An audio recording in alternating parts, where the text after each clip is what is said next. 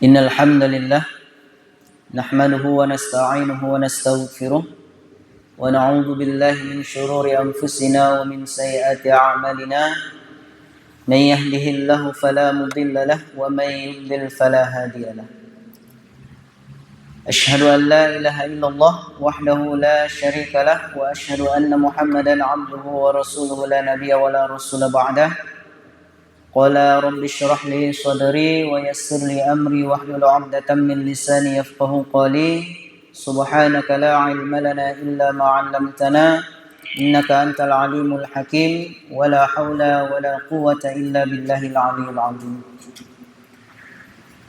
أما بعد فإن أصدق الحديث كتاب الله وخير الهدي هدي محمد صلى الله عليه وسلم وشر الأمور محدثاتها وكل محدثة بدعة وكل بدعة ضلالة وفي رواية وكل ضلالة في النار. Bapak-bapakku sekalian yang dirahmati Allah Subhanahu wa taala.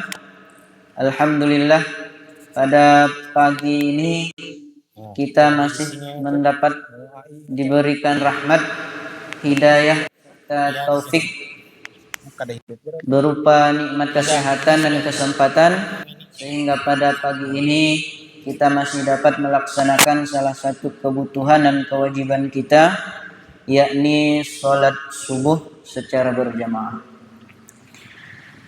Yang insya Allah akan kita lanjut dengan mencoba mengkaji isi dari kitab Mukhtasar Minhajul Qasidin. Baik, pada pagi ini kita akan masuk ke bab yang baru. Qala al-musannifu rahimahullahu ta'ala anhu wa nafa'ana bi'ulumihi fid darain. Kitabut Taubah wa dzikru syurutiha wa arkaniha wa ma yata'allaqu bidzalik. Kitab Taubat, syarat dan juga rukun-rukunnya. Nah, jadi pada pagi ini kita akan membahas tentang taubat dan juga syarat-syarat dan juga rukun-rukunnya. Imam Ibnu Qudamah mengatakan, "I'lam anna adz-dzunuba hijabun 'anil mahbubi wal insirafu 'amma yub'idu 'anil mahbubi wajibun." Nah, jadi kata Imam Ibnu Qudamah, "I'lam anna adz-dzunuba hijabun 'anil mahbubi." Nah, ketahuilah bahwa sesungguhnya dosa itu hijabun 'anil mahbubi, penghalang dari sesuatu yang dicintai. Nah, jadi dosa itu merupakan penghalang antara kita dengan apa-apa yang kita cintai. Wal insirafu amma yub'idu 'anil mahbubi wajibun. Kemudian berpaling dari sesuatu yang menjauhkan kita dari yang kita cintai itu hukumnya wajib. Jadi berpaling dari sesuatu yang membuat kita jauh dari yang sepatutnya kita cintai. Allah Subhanahu wa taala, Rasulnya, kedua orang tua, saudara-saudara kita sesama muslim. Jadi perbuatan dosa itu penghalang antara kita dengan mereka. Atau sesuatunya apapun yang kita cintai, dosa itu menjadi penghalang. Jadi dengan berbuat dosa, cinta dari sesama makhluk pun tidak akan didapatkan. Enggak ada yang ridho terhadap orang yang pelaku dosa. Enggak ada yang senang terhadap pelaku maksiat. Wa inna ma yutimmu dzalika bil ilmi wan nadami wal azmi fa innahu mata lam ya'lam anna adz-dzunuba asbabul bu'di 'anil mahbubi lam yandam 'ala adz-dzunubi wa lam yatawajja' bisababi sulukihi tariqal bu'di wa idza lam yatawajja' lam yarja'. Nah, jadi kata Imam Ibnu Qudamah, hanyalah Yang demikian itu terwujud hanya dengan ilmu, dengan penyesalan, dengan keinginan, tekad yang kuat. Fa innahu mata lam ya'lam anna adz-dzunuba asbabul bu'di 'anil mahbubi lam yandam 'ala adz-dzunub. Karena sesungguhnya seseorang itu kalau enggak tahu bahwa dosa itu menjadi penghalang antaranya dan yang dia cintai, maka dia tidak akan pernah menyesal terhadap dosa yang dia lakukan. Jadi yang pertama kita harus paham dulu dosa itu apa. Jadi efek dari dosa itu apa? Jadi di sini kita pahami, Imam Ibnu Qudamah mengatakan bahwa dosa itu penghalang antara kita dengan yang kita cintai. Maka kalau udah tahu definisi itu, maka ketika kita melakukan suatu kesalahan, ketika kita melakukan suatu maksiat, melakukan suatu dosa, maka pasti akan ada penyesalan di belakangnya. Jadi hanya terwujud dengan pengetahuan, kemudian dengan penyesalan dan juga dengan tekad yang kuat. Jadi ini juga termasuk prosedur dari taubat. Enggak cukup minta ampun, ya Allah ampuni aku, ya Allah berikan ampunan kepadaku, enggak cukup. Jadi prosedur tingkatan-tingkatannya ada, martabatnya ada. Jadi yang pertama penyesalan, kemudian yang kedua tekad yang kuat, yang ketiga baru meminta taubat. Kalau yang kita bahas di kitab Nashihul Ibad, setidaknya ada 5. Yang pertama pengakuan, ngakui kalau melakukan dosa. Ini melakukan dosa nggak mau mengakui, lempar batu sembunyi tangan. Jadi udah melakukan dosa yang merasa tidak melakukan. Udah berbuat nggak mau mengakui. Jadi proses itu termasuk prosedur, tingkatan. Melalui itulah Allah Subhanahu wa taala memberikan ampunan, melalui pengakuan, kemudian kedua melalui penyesalan, kemudian yang ketiga melalui celaan terhadap diri kita karena telah melakukan dosa, kemudian melalui bersegera mengingat Allah, kemudian yang kelima langsung bertaubat meminta ampun kepada Allah Subhanahu wa taala. Contohnya di Quran surah Al-A'raf, qala rabbana zalamna anfusana wa illam taghfir lana wa tarhamna lanakunanna minal khasirin. Jadi ketika Adam dan juga Hawa diturunkan oleh Allah Subhanahu wa taala ke bumi, mereka ngakui kalau mereka berbuat salah.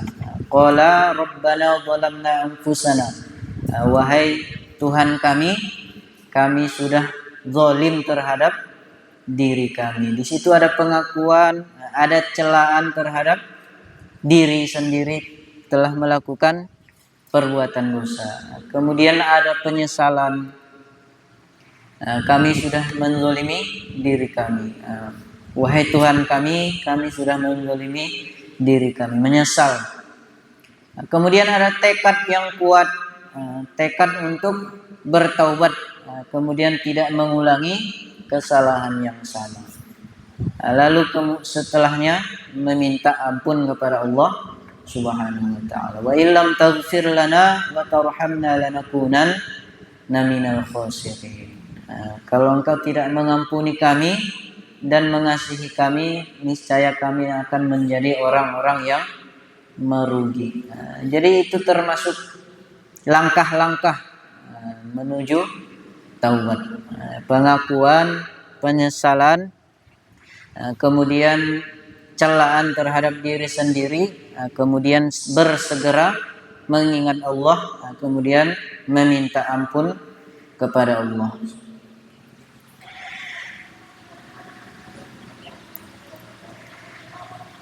Fa innahu mata lam ya'lam anna adh-dhunuba asbabul bu'di 'anil mahbubi lam yandam 'ala adh-dhunubi wa lam yatawajja' bisababi sulukihi tariqal bu'di wa idza lam yatawajja' lam yarja'. Jadi tadi ketika belum tahu bahwasanya dosa itu penyebab dijauhkan dari sesuatu yang kita cintai, bahkan jauh dari Allah Subhanahu wa ta'ala, maka kalau enggak tahu tentang hal itu, maka tidak akan pernah ada penyesalan. Ya, berbuat dosa, ya berbuat dosa.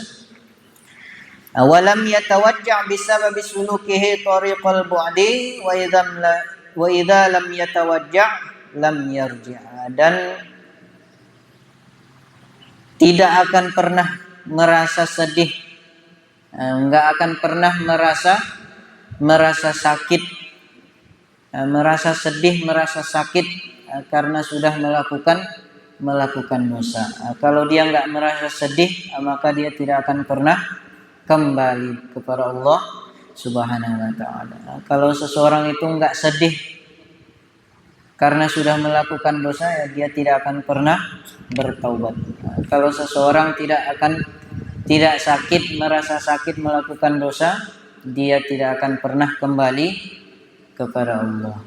Jadi melakukan dosa ya senang-senang aja, melakukan dosa enak-enak aja ya, maka dosa itu akan berjalan terus. Apa faktornya? Tidak mengetahui kalau sesungguhnya dosa itu penyebab dijauhkan dari sesuatu yang dicintai. Jauh dari Allah, dari Rasul, dari segala sesuatu yang dicintai. Wa qad amara Allah Ta'ala bit-taubati faqala wa tubu ila Allah jami'an ayyuhal mu'minun la'allakum tuflihun. Surah An-Nur. Dan sungguh Allah Subhanahu wa ta'ala telah memerintahkan dengan taubat dengan firman-Nya wa tubu ila Allah jami'an ayyuhal mu'minuna la'allakum tuflihun. Dan bertaubatlah kalian kepada Allah seluruhnya wahai orang-orang mukmin agar kalian tuflihun, beruntung.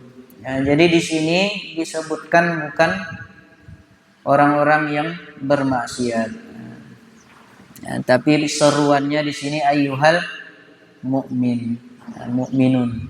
Wa tubu ilallahi jami'an ayyuhal mu'minun. Seluruh orang mukmin.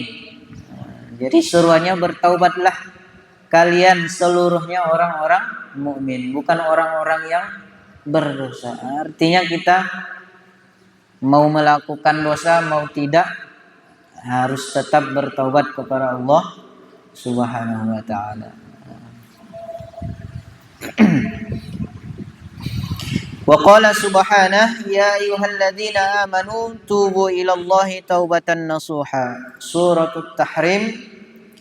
Dan Allah Subhanahu wa ta'ala berfirman, ya ayyuhalladzina amanu, wahai orang-orang yang beriman, tubu ilallahi taubatan nasuha. Bertaubatlah kalian kepada Allah dengan taubatan nasuha. Jadi orang-orang beriman yang diseru oleh Allah Subhanahu wa ta'ala. Wa qala an-nabiy sallallahu alaihi wasallam, Nabi sallallahu alaihi wasallam bersabda, ya ayyuhan nas tubu ila rabbikum fa inni atubu ila Allah fil yaum mi'ata marrah. Wahai para manusia, wahai para sahabat, bertaubatlah kepada Tuhan kalian. Fa inni atubu ilallahi fil yaumi mi'ata marrah. Karena sesungguhnya aku bertaubat, beristighfar kepada Allah dalam sehari 100 kali. Jadi kita gabungkan firman dengan hadis ini, artinya bertaubat itu enggak menunggu melakukan dosa. Bertaubat itu enggak mesti nunggu baru melakukan dosa baru bertaubat. Artinya taubat alat dawam. Taubat itu terus menerus. Jadi nggak berhenti, nggak nunggu dulu melakukan dosa.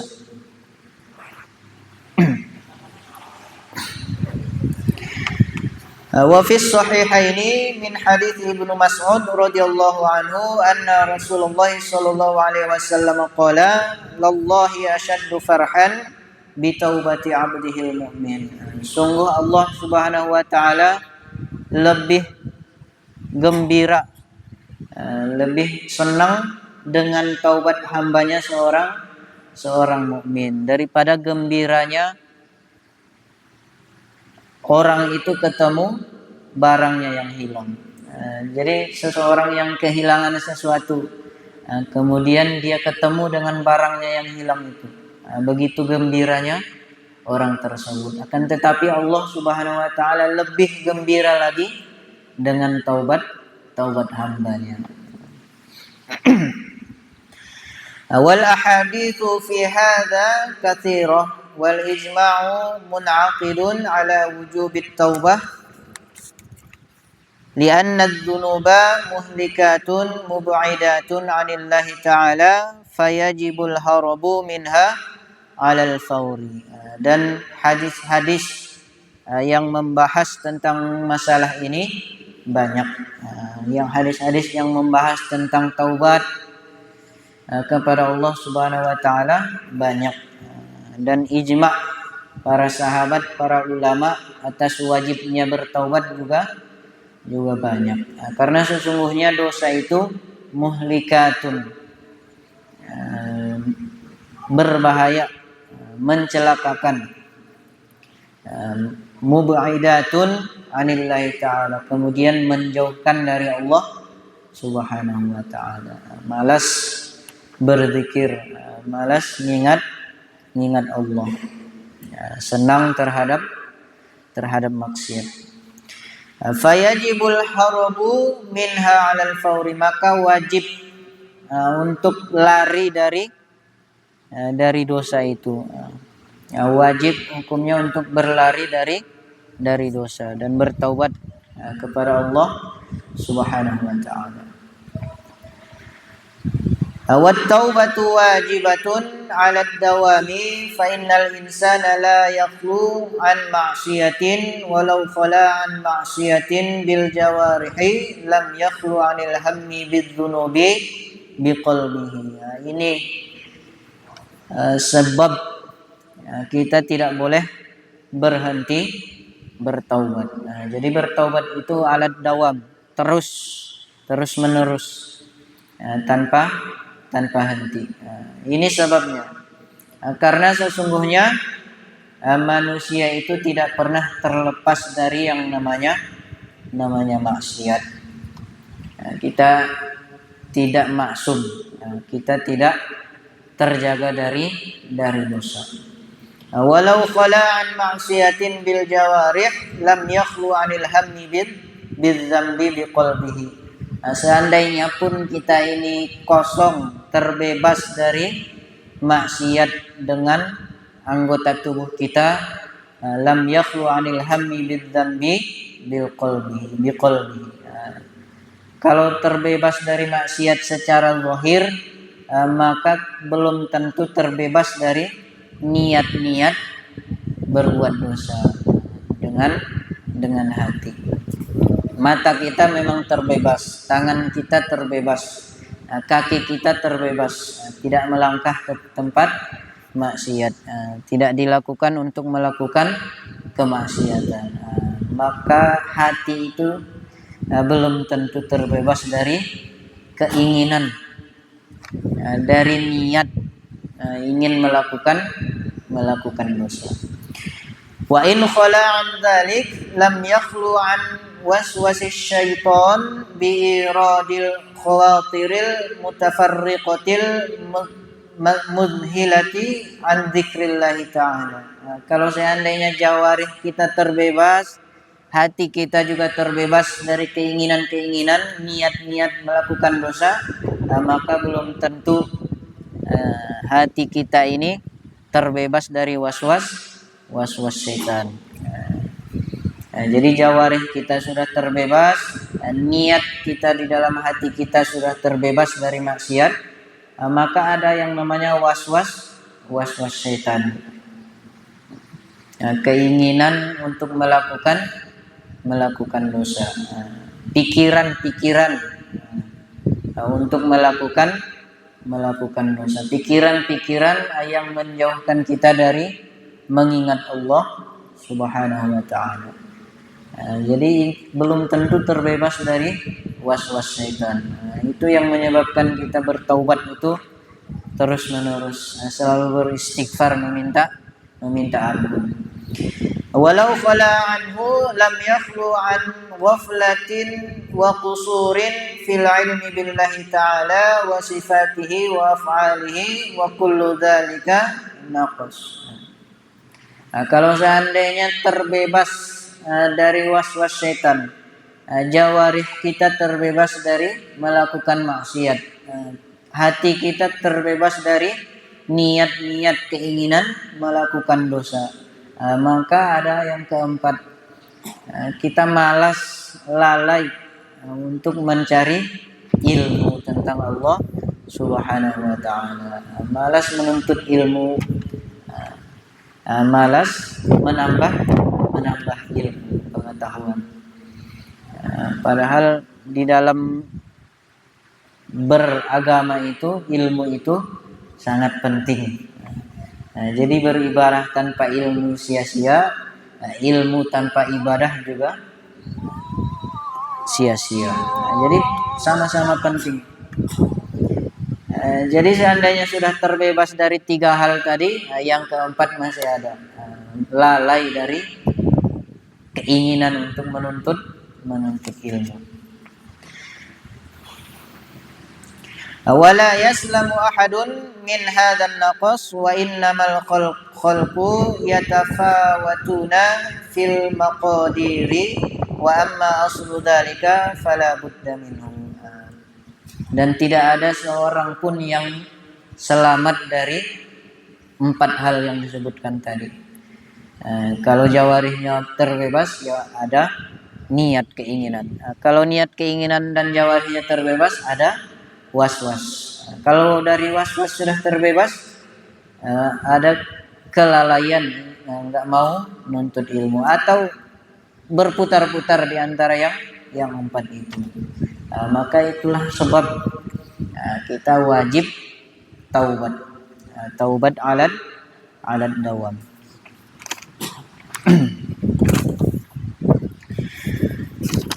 Walihada qala an-nabiy sallallahu alaihi wasallam, innahu la yughanu ala qalbi fa astaghfirullah fil yaumi wal lailati 70 marrah. Rasulullah sallallahu alaihi wasallam bersabda, sesungguhnya dosa itu perangkap di dalam hati, membelenggu. Dosa itu belenggu di dalam hati. Fa astaghfirullah fil yaumi wal lailati 70 marrah. Maka aku beristighfar, meminta ampun kepada Allah dalam sehari semalam 70 kali. Di dalam riwayat lain disebut 100. Jadi Rasulullah Shallallahu Alaihi Wasallam itu beristighfar sehari 70 sampai 100. Maka kita selaku hamba, selaku umatnya Nabi, selaku manusia yang tidak terjaga dari dosa dan kesalahan, sudah sepantasnya kita beristighfar lebih dari ini. Jadi kalau kita pikirkan, kita logikakan, Rasulullah yang maksum saja beristighfar 70 sampai 100 kali dalam sehari semalam. Nah, kita yang enggak dijamin, kita yang enggak dijaga dari kesalahan dan dosa, maka sudah sepantasnya, sewajibnya beristighfar kepada Allah lebih dari ini.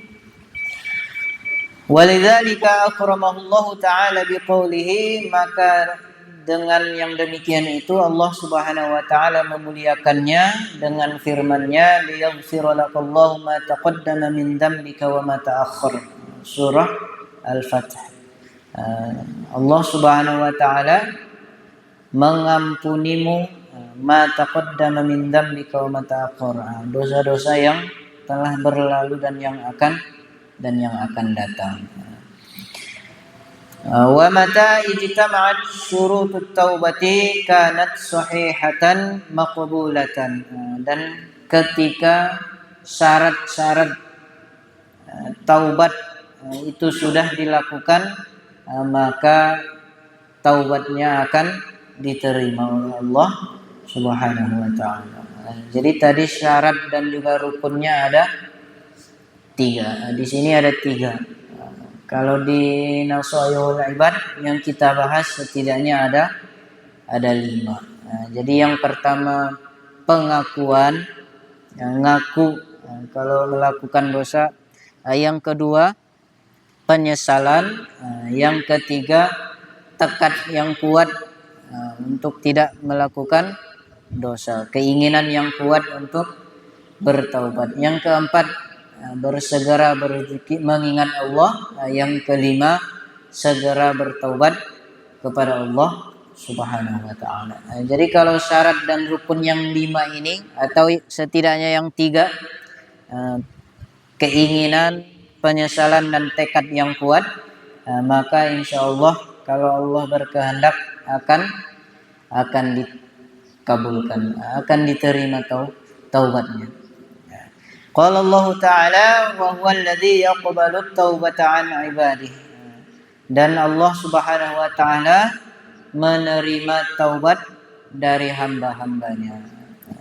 Wa fil hadithi, dan di dalam hadis Rasulullah sallallahu alaihi wasallam bersabda, "Innallaha yaqbalu taubatal 'abdi ma lam yughargir." Sesungguhnya Allah Subhanahu wa taala menerima taubat hambanya malam yughargir, sebelum nafasnya itu di tenggorokan, sebelum sekarat. Jadi kalau nafas sudah sampai tenggorokan, udah mau wafat, baru mau bertobat, nah itu sudah terlambat. Jadi malam yughargir, sebelum sampai di tenggorokan, sebelum sakaratul maut, baru bertaubat. Allah Subhanahu wa taala menerima taubat hambanya sebelum dia sakaratul maut.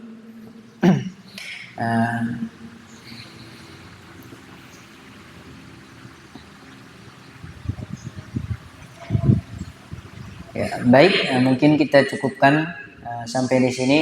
Insyaallah pada pertemuan selanjutnya kita akan masuk ke bab judul yang berikutnya. Jadi tadi syarat dan rukunnya ada 5. Yang pertama pengakuan melakukan dosa, yang kedua penyesalan karena melakukan dosa, yang ketiga tekad yang kuat untuk bertaubat kepada Allah, yang keempat segera mengingat Allah, yang kelima segera meminta ampun kepada Allah Subhanahu wa taala.